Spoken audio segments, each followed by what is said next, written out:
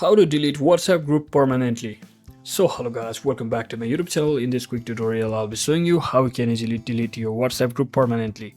So first thing, just head over to your WhatsApp application and click on any of the group chat which you want to remove permanently. So just tap on this profile icon of the group, or you can also actually tap on this profile name over here, and once you click on it, just scroll all the way down until you see all of the members are available in this group. So that was simply one by one, just long press on that particular member and remove that particular member from over here.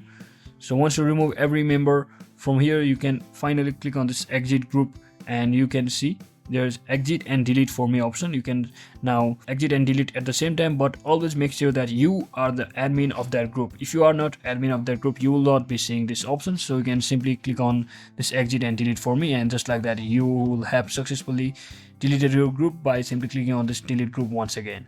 So that is it for today guys. I hope this video was helpful. If it was, don't forget to like and subscribe to the channel. See you on the next one.